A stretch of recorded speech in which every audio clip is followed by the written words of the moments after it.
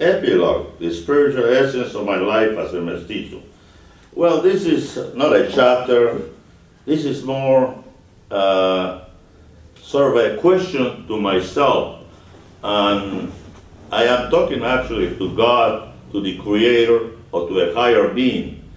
And I'm trying to explain why I'm doing, why I have taken this trip to the past, and why I'm asking these questions. And I'm talking to the Creator of all and trying to get answers for Him. So this is a conversation with the unknown, and I'm trying to get answers to the why of my, I guess, psychological problem, if you want to call so. So, the epilogue, the spiritual essence of my life as a mestizo.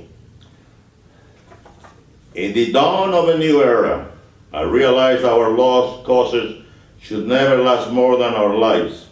I have tried to reach to the soul of my people, and I question myself, am I too ingenious to think that one can fight the evils of our humanity? Or is it that in the evening of my life, I can only see the impossibility of my intentions?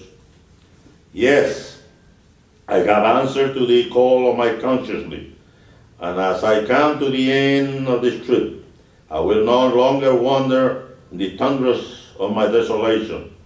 Now I know that we are mere mortals who will die with a feeling that we could have made of this world a better place for future generations to come.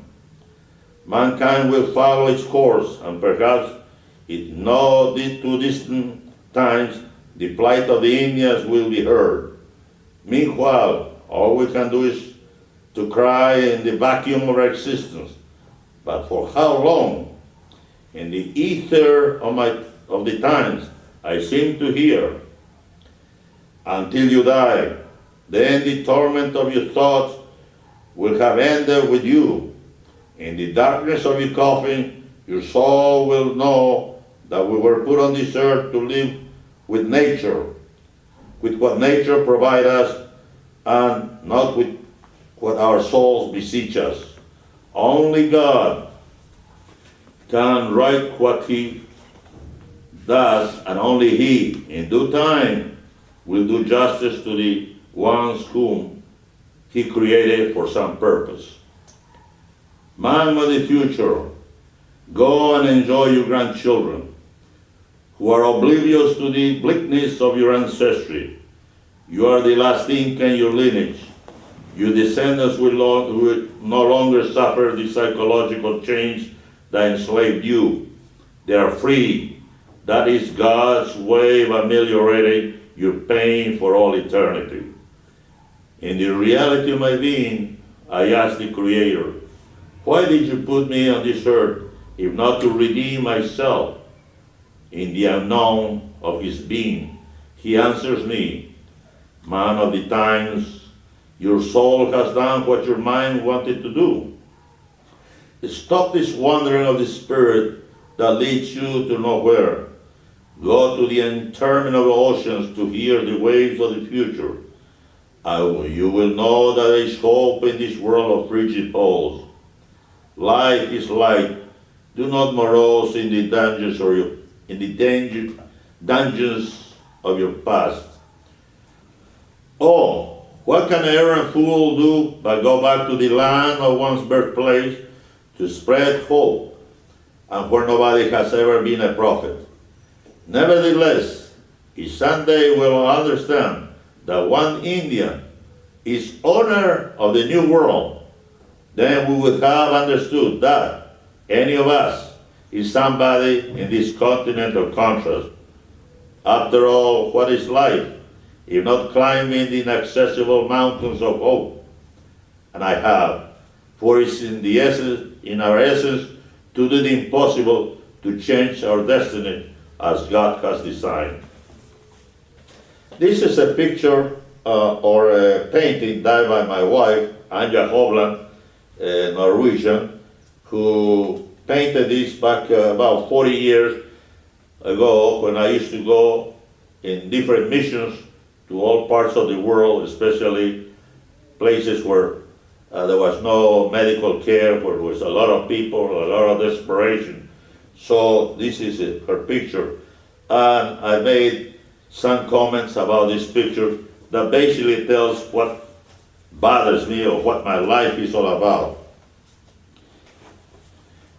Years will pass, and as time softens the age of the mountains, and the souls of men, I will rejoice in the last molecules of my remains, feeling the Indian children dancing and singing along with all the children of the world. As my dust covers their little bodies, I will know that the burden of what happened to us is gone to the end of the universe, where in the emptiness I will feel no more pain. Why this picture? You see the condor flying over this. I chose the condor, number one, as a surname of my own. It's a condor that belongs to Peru.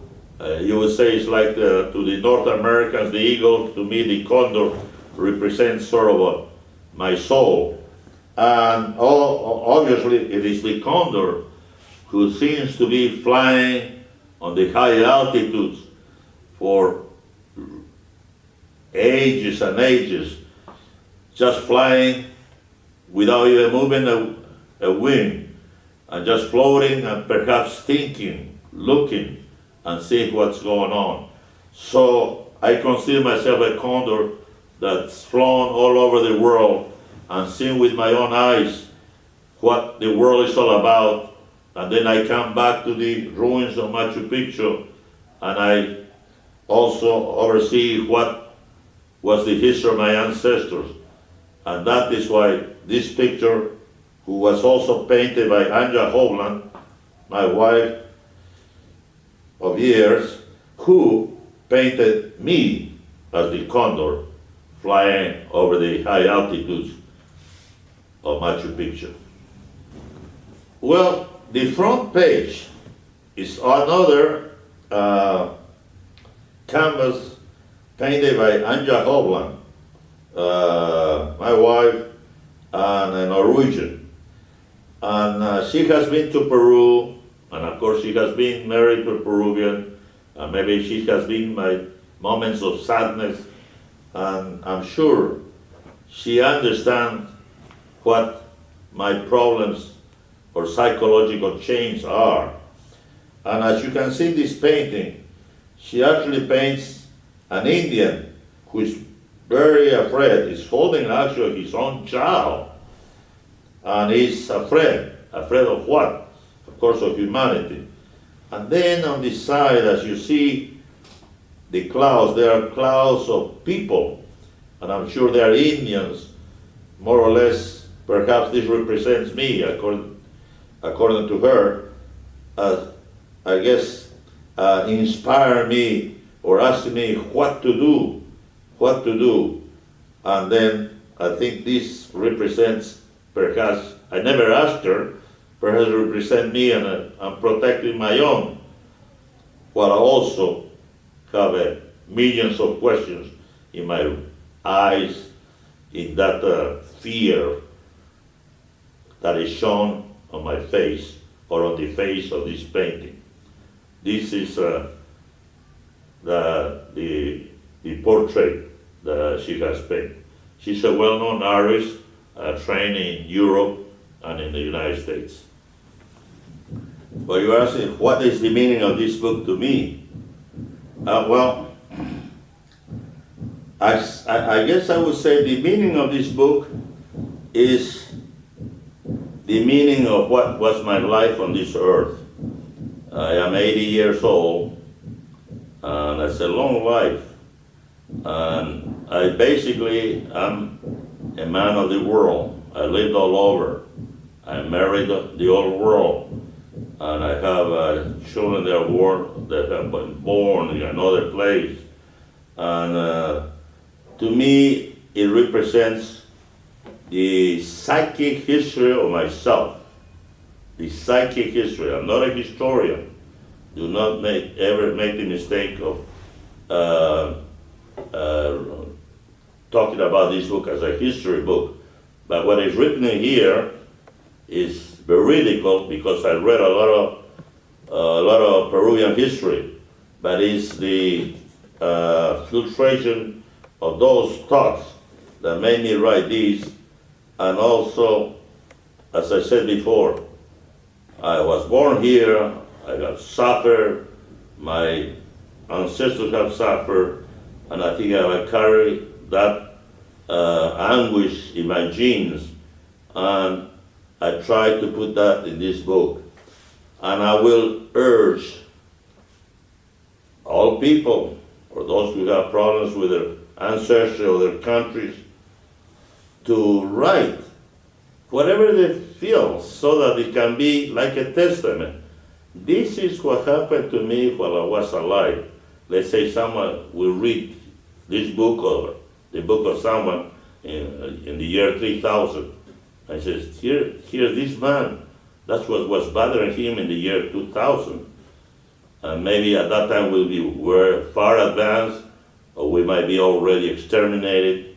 I said, oh my God, in the year 2000 there were problems with these Indians, and they are gone, or maybe we will be already considered part of the civilization, and the end of my problems will have actually come to an end in the year 3000. So everybody should write, because that's posterity, and for people to read. It's like history. We read about who was Caesar. 2,000 years later, we spend time reading who he was.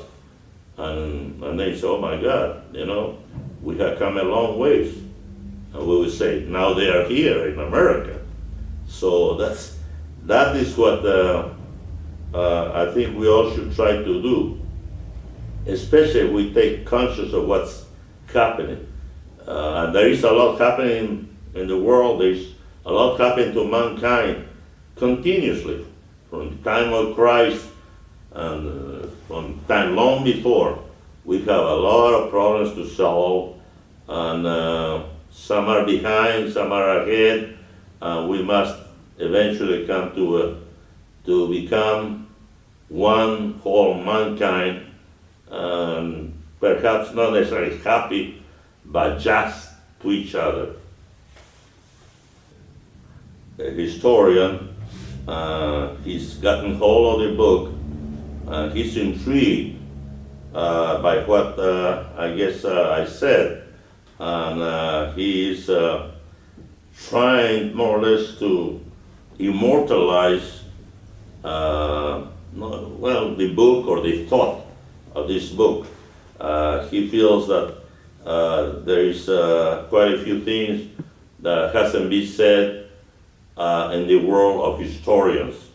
And as I tell him, I am not a historian, but this is a trip to my past, and perhaps this is a book written by the force of my ancestors.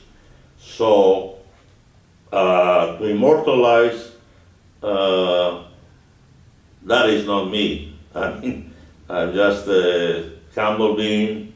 I just wrote, but he's a Peruvian. He has also traveled all over. More than that, he's a historian. So he wants to form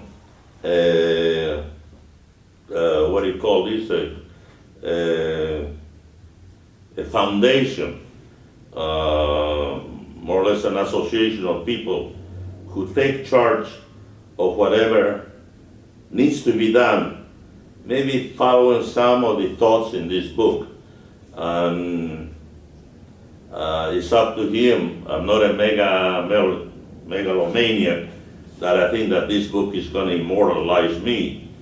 But then I think he has captured something in the thoughts of a person like me, who, although absent for 70 years out of my own country, still feels that pain, that existential problem in us, besides knowing who we are, on top of that in me, why that pain.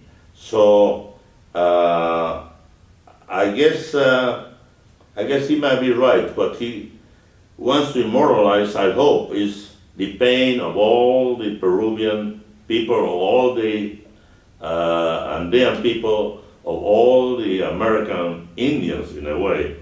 That is what we must immortalize. That is what we should be looking after. My name, my book is sort of irrelevant, but if we can give a little thought to that, I hope that will spread so that we can arrange our future for the benefit of our descendants. Trying to continue on the legacy of this book by forming this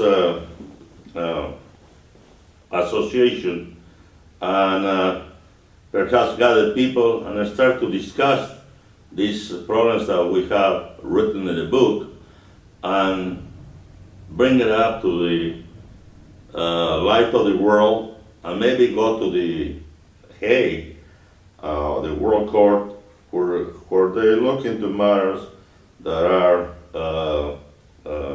problems of mankind and what we call human rights. And this is long overdue. And for that purpose, he's going to organize this association and start to get some people that will follow him. And I hope he does what he said to do. He is a teacher of history at the University of San Marcos, and I think that we will spend some time trying to accomplish that endeavor. As a matter of fact, it's amazing. I thought I was never come back again. I was never going to come back again. But I'm back after 3 years, although I was coming every year, sometimes 2 or 3 times a year. But my mother just died, about 103 years old.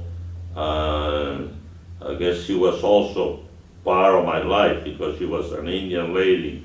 And it's amazing. Perhaps the destiny, as I said, someone wrote this book for me, and that's my ancestor.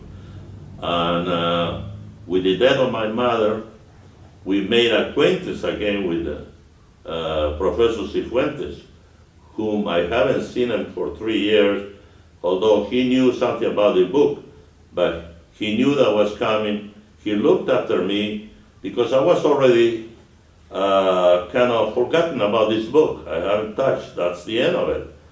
But I don't know, maybe it's destiny. My mother died, I come here for the last time, I'm 80 years old of age, and he comes and he's trying to revive this thing. He himself also has the same problems that I have, probably. So there might be something that our ancestors are trying for us to do. First me, now him. He's become very interested to continue with this.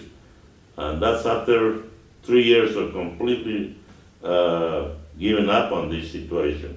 I've written the book, but it's in the internet, if anyone wants to see it. But that's, as far as I know, that was the end of it. But now he's, with all his effort, he's trying to reorganize and get some value to this book.